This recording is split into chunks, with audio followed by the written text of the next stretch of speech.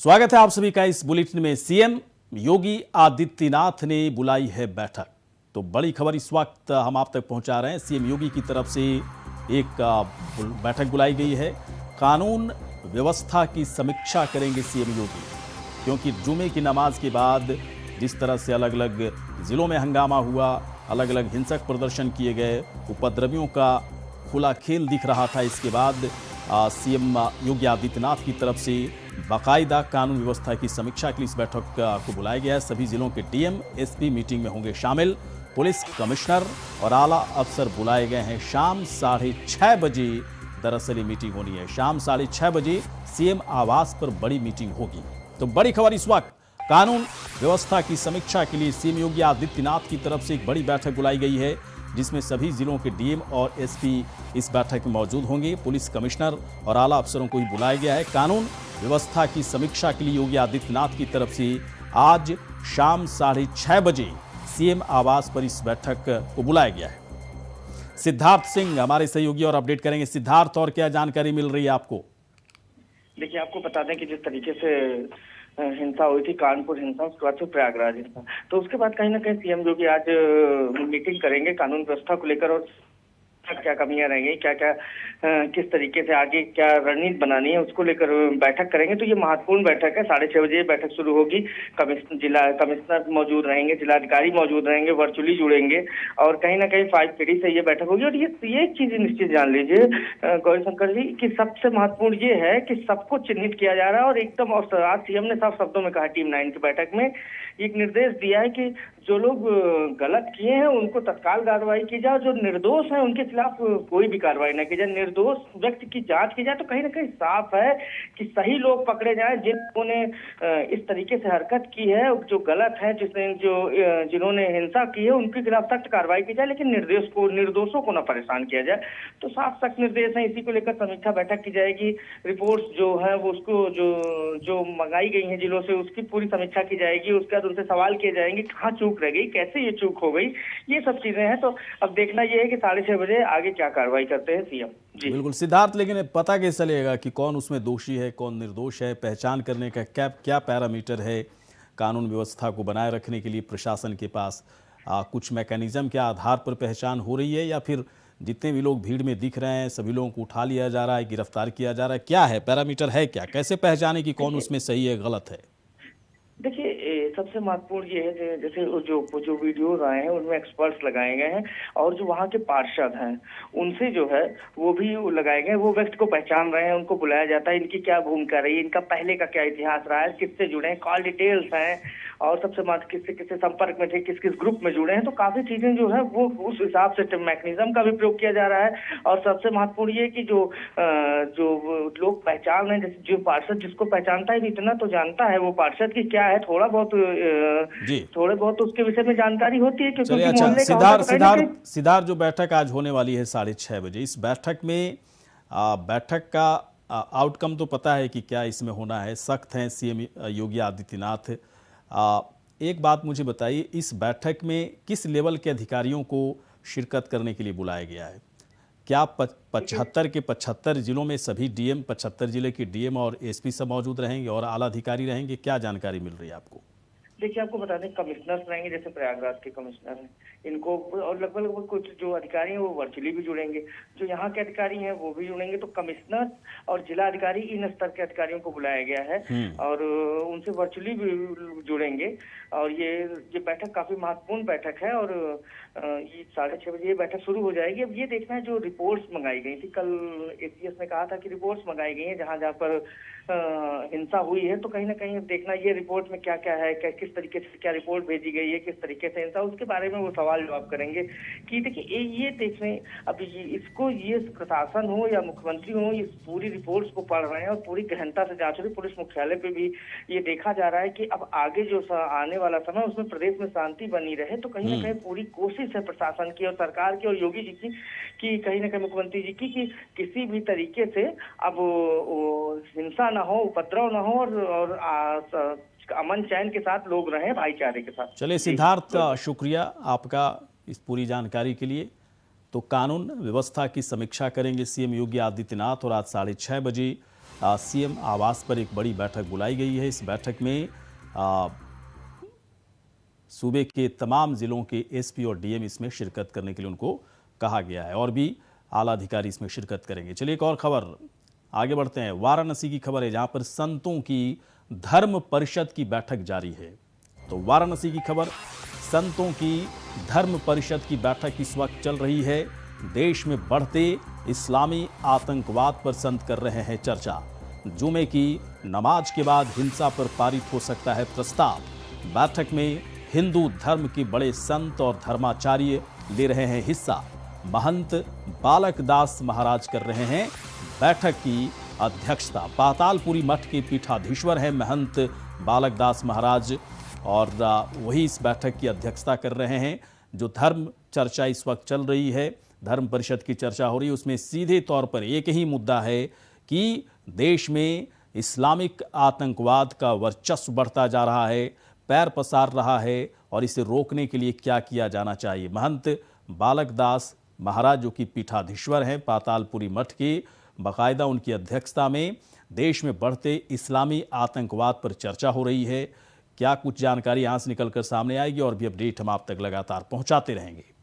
जुम्मे की नमाज पढ़ करके वो बाहर निकलते हैं और फिर इकरा पत्थर चालू हो जाता है। कहीं ना कहीं से उस नमाज में क्या पढ़ाया जा रहा है मौलवियों के द्वारा, इस पर जो है प्रशासन तत्काल ध्यान रखे और उस जुम्मे की नमाज को पहले तो तत्काल बंद कर देना चाहिए, जिससे देश अशांत हो रहा हो। और जिस प्रकार से लोग बैठ करके टीवी चैनलों पर अंड का बंड बक रहे हैं, हमारे भगवान पर टिप्पणी कर रहे हैं, कभी जो पर्सनल पार्ट की बात करते हैं तो कभी फुटपाथ पर शिव जी को बैठने की बात करते हैं, कभी हमारे शिव जी को ग्रिल से छेद करने की बात करते हैं। तो कहीं ना कहीं से ये सारी चीज़ें देश को अशांत करने की बात हो रही हैं और बेटी को नूपुर शर्मा को जिस पर बलात्कार करने की धमकी दी जा रही है, इससे समाज चिंतित है। चलिए और भी अपडेट के लिए, जानकारी के लिए चलते हैं अपने सहयोगी अभिषेक झा के पास। अभिषेक, जो चर्चा हो रही है, क्या इस चर्चा की गंभीरता सतह पर दिखेगी? क्योंकि चर्चाएं तो खूब हो रही हैं देश के अंदर, लेकिन सतह पर आते आते उसका सारी चीज़ें जो आउटकम है वो ख़त्म हो जाती है। चर्चा तक ही सारी चीज़ें सीमित रह जाती है। कुछ निकलेगा यहाँ से, कुछ समाधान निकलेगा अभिषेक?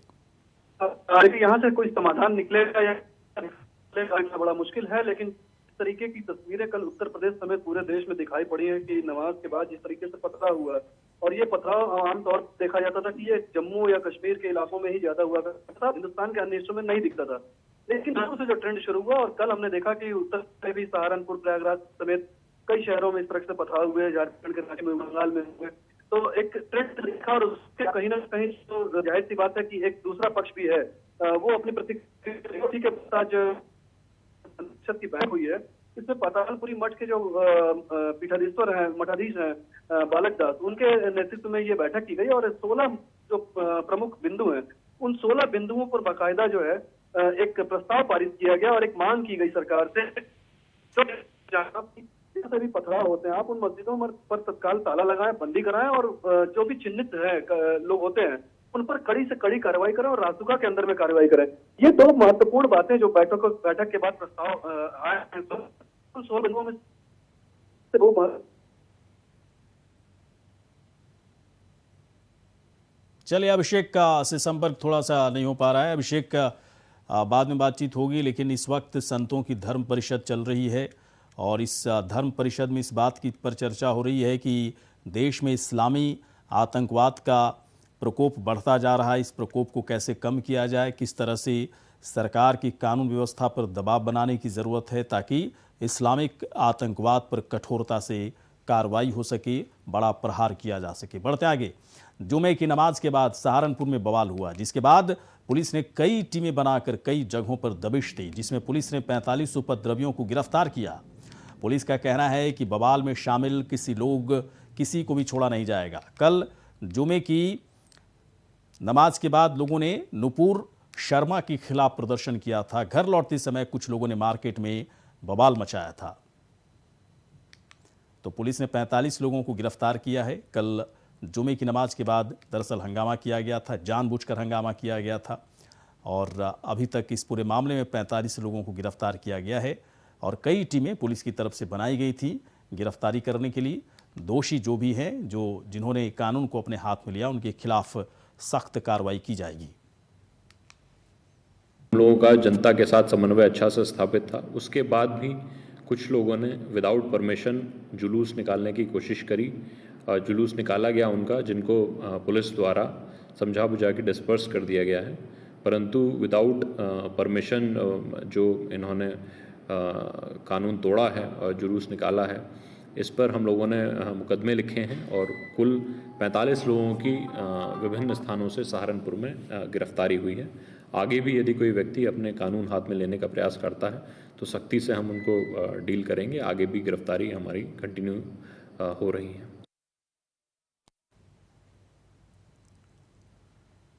तो सहारनपुर की खबर, जहां पर 45 लोगों को गिरफ्तार किया गया है। जैसा कि पुलिस अधिकारी, जो वहाँ के पुलिस अधीक्षक हैं, उनकी तरफ से कहा गया है कि सब कुछ ठीक था, शांति व्यवस्था कायम थी। इसके बावजूद कुछ लोगों ने बिना अनुमति बाज़ार और अलग अलग जगहों पर जुलूस निकालने का काम किया जुमे की नमाज के बाद। इसके बाद हंगामा भी किया गया और इस वजह से कानून व्यवस्था की स्थिति थोड़ी वहाँ पर ख़राब होने लगी। इसके बाद पुलिस ने सख्ती से कार्रवाई करते हुए 45 लोगों को गिरफ्तार किया है। अभी भी कई लोगों की पहचान की जा रही है। बहुत ही सख्त कार्रवाई पुलिस की तरफ से की जाएगी। शरद इस वक्त हमारे सहयोगी और अपडेट करेंगे। शरद, और क्या जानकारी मिल रही है आपको?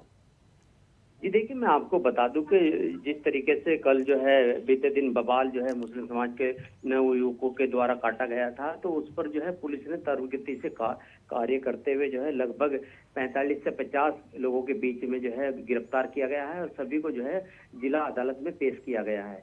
पेशी के बाद जो है लगातार फिर भी दबिश जारी है, चूंकि लगभग 400 लोगों को अज्ञात के खिलाफ भी मुकदमा इसमें दर्ज किया गया है। सहारनपुर के कई थानों और क्षेत्रों में जो है, जैसे देवबंद हो गया, सहारनपुर नगर हो गया, मंडी क्षेत्र हो गया, तो तमाम 3-4 थानों में जो है मुकदमे दर्ज किए गए हैं जहां जहां पर ज्यादा बवाल काटा गया था। तो पुलिस पूरी तरीके से सख्ती से कार्रवाई करने के लिए तत्पर है और लगातार जो है टीमें बनाकर जो है दबिशें जो है उपद्रवियों के घरों पे दी जा रही है। जी, और क्या सभी लोगों की पहचान हो चुकी है शरद? देखिए, सभी जैसे प्रेस का सहयोग लिया जा रहा है, अखबारों का सहयोग लिया जा रहा है, तो उसमें ये दिखाया फुटेज, जितने सीसीटीवी कैमरे लगे हुए हैं सहारनपुर में, उसकी फुटेज निकाल के देखी जा रही है और फिर चिन्हित किया जा रहा है कि कौन कौन लोग इसमें शामिल थे और किसी बड़े ऑर्गेनाइजर का तो इसमें हाथ नहीं है। तो इस पर भी जो है सहारनपुर प्रशासन हो, चाहे आईपी हो या लोकल जो एलआईयू की टीम लगाई गई है, वो भी लगातार इस पर काम कर रहे हैं कि कहीं इसमें जो है दंगा कराने की कोई बड़ी साजिश तो नहीं थी, किसी तरीके का कोई बड़ा जो है बाहरी विदेशी हाथ तो नहीं है। तो सभी तरीके के पहलू पर जो है स्थानीय पुलिस से लेकर जो है बाहरी पुलिस भी काम कर रही है और इसी को मद्देनजर रखते हुए जगह जगह चेकिंग अभियान फिलहाल भी चलाया जा रहा है और छापेमारी अभियान भी सहारनपुर में लगातार बीती रात से ही चल रहा है। चलिए ठीक है शरद, शुक्रिया इस पूरी जानकारी के लिए। तो सहारनपुर की खबर पर अपडेट हम आप तक पहुंचा रहे थे। चलिए बढ़ते हैं आगे। मुरादाबाद की खबर है, जहां पर हिंसा करने वाले के खिलाफ प्रशासन का सख्त एक्शन चल रहा है। पुलिस ने अभी तक मुरादाबाद में 25 आरोपियों को धर दबोचा है, जिन्होंने कानून व्यवस्था को खराब करने की कोशिश की। नापाक इरादे से दरअसल भीड़ को उकसाने का काम इनकी तरफ से किया गया। कल जुमे की नमाज के बाद शहर में हंगामा हुआ था और इस पूरे मामले में मुरादाबाद में 25 लोगों को पुलिस की तरफ से गिरफ्तार किया गया है। तो कल जुमे की नमाज के बाद बाकायदा वैसे पुलिस प्रशासन की तरफ से बहुत ही अलर्ट मोड पर प्रशासन को रखा गया था। इसके बावजूद वहाँ पर कानून व्यवस्था को कई लोगों ने अपने हाथ में लेने का काम किया और फिलहाल इस वक्त जो जानकारी मिल रही है 25 आरोपियों को गिरफ्तार किया गया है। कई और आरोपियों की पहचान की जा रही है और बाकायदा अभी भी पुलिस की तरफ से वहाँ पर कई जगहों पर हाई अलर्ट पोजीशन में पुलिस वहाँ पर मौजूद है। बाकायदा ड्रोन के ज़रिए इलाकों पर नज़र रखी जा रही है। किसी तरह का कोई मौका न मिले उपद्रवियों को पुलिस और प्रशासन को बड़ी चुनौती पेश करने के लिए इसका पूरा ख्याल रखा जा रहा है। शारिक सिद्दीकी हमारे सहयोगी और अपडेट करेंगे। शारिक, क्या जानकारी मिल रही है? अभी तक 25 लोगों को गिरफ्तार किया गया है। कल की तस्वीर जो उभर कर सामने आई, उसके बाद तो पुलिस की अलर्टनेस और बढ़ी है वहां पर। देखिए गौरीशंकर जी, मैं आपको बता दूं, लगातार मुरादाबाद पुलिस जो है तुम्हारा फ्लैग मार्च कर रही है। एडीजी बरेली भी मुरादाबाद पहुंचे हैं और मुरादाबाद में अब कुछ देर बाद उस इलाके में फ्लैग मार्च करेंगे जहां पर पूरा विवाद हुआ था। लगातार शहर के अंदर पुलिस बल मौजूद है। अब तक 25 उपद्रवियों को गिरफ्तार कर लिया है। वहीं पुलिस द्वारा आगे की कार्यवाही की बात कही जा रही है। वीडियो के आधार पर भी और लोगों को चिन्हित किया जा रहा है और उन दोनों कड़ी कार्यवाही की बात मुरादाबाद पुलिस द्वारा कही जा रही है। जी बिल्कुल। शारिक, अभी क्या कई और लोगों की पहचान किया जाना बाकी है? 25 लोगों को गिरफ्तार किया गया है, जबकि भीड़ तो बहुत भारी संख्या में दिख रही थी कल की जो तस्वीरें आई थी। मैं आपको बता दूं कि मुरादाबाद में 80 अज्ञात लोगों पर मामला दर्ज किया गया था। वीडियो के आधार पर जो है तुम्हारा लोगों को चिन्हित किया जा रहा है और वीडियो के आधार पर जो लोग वीडियो में दिखाई दे रहे हैं उनको तो कड़ी कार्यवाही की बात मुरादाबाद पुलिस द्वारा की जा रही है। लगातार मुरादाबाद पुलिस द्वारा कई स्थानों पर तभी की जा रही है और उन लोगों को गिरफ्तार किया जा रहा है जिन लोगों ने यहाँ पर मुरादाबाद में हंगामा किया था। जी चलिए शारिक, शुक्रिया आपका। तो हिंसा करने वालों के खिलाफ मुरादाबाद में भी देखिए पुलिस पूरी तरह से सख्ती बरत रही है और अभी तक 25 लोगों को वहां पर गिरफ्तार किया गया है। 80 से ज़्यादा अज्ञात लोगों के खिलाफ मुकदमा दर्ज किया गया है और भी आरोपियों की पहचान वहां पर चल रही है। तो हिंसा करने वालों के खिलाफ पूरी तरह से सख्ती बरती जा रही है। प्रयागराज के अटाला इलाके में हुए बवाल के बाद पुलिस लगातार इलाके में गश्त कर रही है और सतर्कता बरत रही है। पूरे इलाके में दुकानें बंद हैं। हमारे सहयोगी शोएब रिजवी ने इलाके का जायजा लिया। नमाज के बाद हुए बवाल के बाद अगर आप बात करें, आज तो ये अटाला का वही इलाका है जहां लगातार पथराव हुए थे, कई पुलिसकर्मी घायल हुए थे, लेकिन आज हालात एकदम बदले हुए हैं।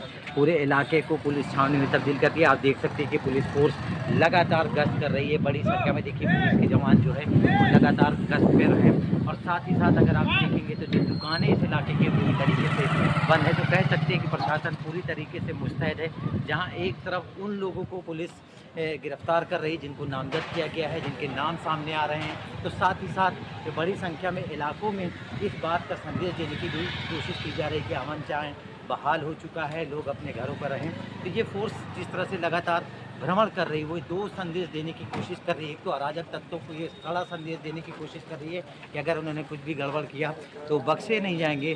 साथ ही साथ ये भी कोशिश की जा रही है कि वो लोग जो अमन पसंद है उनके अंदर ये भी हौसला हो कि पुलिस और जो फोर्स के जवान हैं वो उनके साथ हैं। तो इस तरह से कह सकते हैं कि प्रशासन लगातार कोशिश कर रही है हालात को सामान्य करने की, साथ ही साथ संदेश भी दे रही है कि अगर किसी ने भी कोई कानून को हाथ में लेने की कोशिश की तो उनके साथ सख्त कार्रवाई की जाएगी। Shoaib India wise, Prayagraj.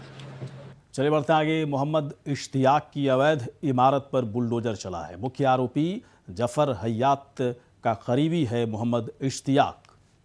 तो केडीए के अधिकारी मौके पर मौजूद रहे। स्वरूप नगर थाना क्षेत्र की बेना झावर का ये पूरा मामला है। कानपुर में 3 जून को जुमे की नमाज के बाद भड़की थी हिंसा और हिंसा के मुख्य आरोपी जफर हयात के करीबी के खिलाफ शनिवार को प्रशासन ने बड़ी कार्रवाई की। नगर निगम की टीम ने अतिक्रमण विरोधी अभियान चलाकर स्वरूप नगर मोहम्मद इश्तियाक की अवैध इमारत पर बुलडोजर चला दिया। नगर निगम के मुताबिक नक्शे से ज़्यादा निर्माण होने के कारण बिल्डिंग को तोड़ दिया गया है।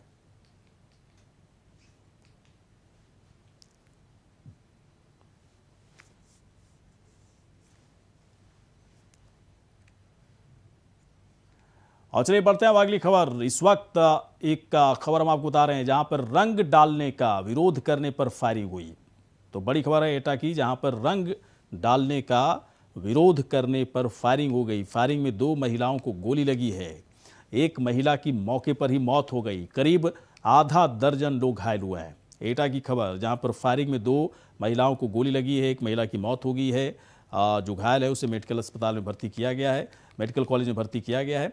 और इस पूरे मामले में करीब आधा दर्जन लोग घायल हुए हैं और गोली 2 महिला को लगी है। एक महिला की मौत भी बताई जा रही कि मौत हो गई है। तो एटा की खबर है जहां पर रंग डालने को लेकर बाकायदा यहां पर झड़प हुई। इस झड़प में गोलीबारी हो गई। गोली 2 महिला को लगी है। एक महिला की मौत भी हो गई है। तो बड़ी खबर इस वक्त एटा की खबर हम आपको दिखा रहे हैं जहां पर फायरिंग में 2 महिलाओं को गोली लगी है। दरअसल रंग डालने को लेकर यहां पर गोलीबारी हुई। गोलीबारी में 2 महिलाओं को गोली लग गई जिसमें से एक की मौत हो गई है। 6 लोग इसमें घायल हुए हैं इस गोलीबारी में, और सभी घायलों को अस्पताल में इस वक्त भर्ती किया गया है। जसरथपुर थाना क्षेत्र के गांव फर्दपुरा का यह पूरा मामला है, जहां पर शादी समारोह में फायरिंग हुई और बेतहाशा फायरिंग में 2 महिलाओं को गोली लग गई, जिसमें एक महिला की मौत हो गई है और बाकी 6 लोग घायल हुए थे, जिन्हें की अस्पताल में भर्ती किया गया है।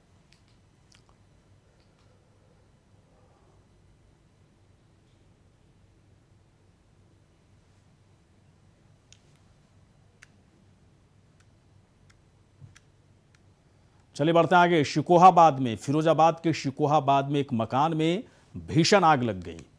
3 मंजिला मकान में शॉर्ट सर्किट से लगी आग। तो इस वक्त जो खबर हम आपको पहुंचा रहे हैं, 3 मंजिला मकान में शॉर्ट सर्किट से आग लग गई। आग बुझाने में जुटी है दमकल विभाग की टीम। मौके पर दमकल की 7 गाड़ियां भी मौजूद हैं। तो इस वक्त तस्वीर फिरोजाबाद की, जहां पर देखिए एक शिकोहाबाद में एक मकान में भीषण आग लग गई। फिलहाल वहां पर फायर ब्रिगेड की गाड़ियां मौजूद हैं आग को बुझाने के लिए। 3 मंजिला मकान में शॉर्ट सर्किट की वजह से आग लगी है और इस वक्त दमकल की गाड़ी वहां पर मौजूद है आग को बुझाने के लिए। 7 गाड़ियां मौजूद हैं, लेकिन आग इतनी भीषण लगी है कि इसे बुझाने में काफ़ी वक्त दमकल विभाग के कर्मियों को लगी है। और चलिए इसी के साथ बुलेटिन में इतना ही। आप देखते रहिए इंडिया वॉइस।